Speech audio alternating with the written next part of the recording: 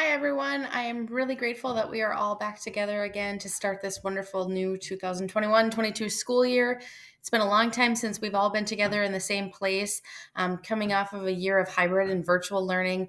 I just wanted to share with all staff talking about our master schedule for the year and a couple of the new and exciting changes that we have made for the schedule for the school year.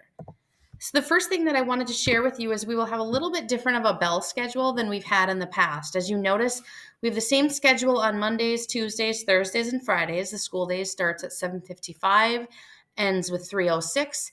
You'll notice we've implemented an advisory period right here between the third and fourth hours of the day. We have advisory for 28 minutes. All students will be with a grade level advisory, and that is where we will discuss things like academic and career planning, and our senior project components for graduation, things like that will be done during advisory.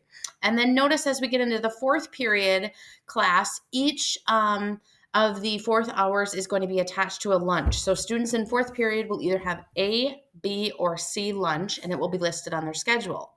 Now, if you look over here to the right, you'll notice that Wednesdays will have no advisory and school does not start until 8:25. Does that mean we're all coming in late? Well, actually, no. That means that we have built in a 50-minute PLC period to work together in our PLC groups before school every day for 50 minutes to really go through, establishing those essential standards, to gathering and collecting data about our students, talking about formative assessments and interventions that we can put in place. It's really going to allow us as a staff to have time to work together every Wednesday, and I'm really excited about that.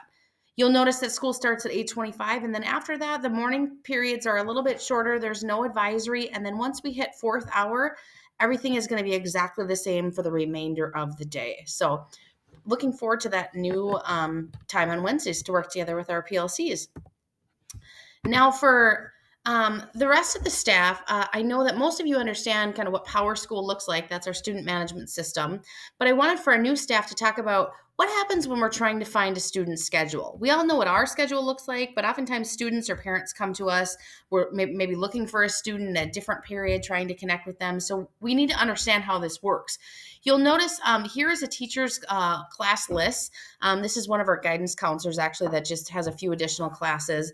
Most of the time, you'll see your classes listed, hours 1, 2, 5, 6, and 7, the class that you're teaching. This is the Power Teacher Pro, which is the link to the grade book. And then if you want to find the actual students in that particular hour, you're going to come over here and you see this backpack right here. And you're going to notice that if you click on it, it's going to bring you up a list of all the students. So for the Certified Nursing Assistant course, over here on the left, I see all of the students listed. So let's just see, we want to look at a student's schedule. I'm going to click on Michaela. Emma's schedule is going to come up and it's going to look like this. So that's how you find it. I'm going to go back to our presentation right now, and we're going to talk about the components of what it actually looks like on the screen. There's two different ways to look at a student schedule. There's the list view, and then there's what's called the matrix view. I like to start with the matrix view. It's more of a visual representation. If you notice over here on the left, you're going to see S1 and S2. That stands obviously for semester 1 and semester 2. And all the courses listed on the top of that middle line is going to be during semester 1, and obviously on the bottom is semester 2. For courses that are year long, like band and Spanish and algebra 2, biology, this student has a majority of their classes year long, so you're going to see them both in the top and the bottom. Over here in the second period, you're going to see that student has art first, and then they have personal wellness second semester.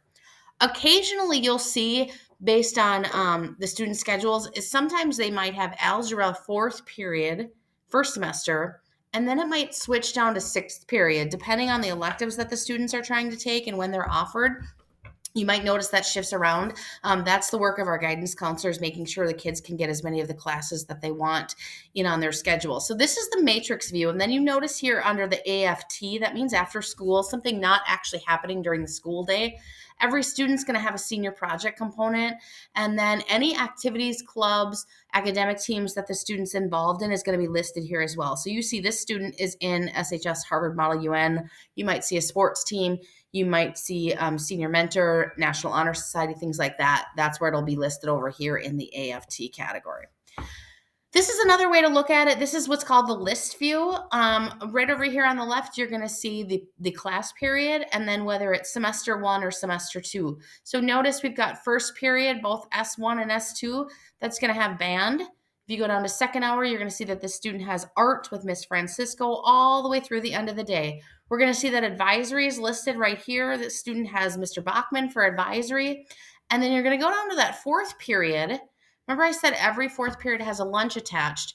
This student is in Algebra 2 with Mrs. Lawton, and you're going to see that they have B lunch. Every single schedule, both in the matrix view right here and in the list view, is going to have the lunch period that the student is in.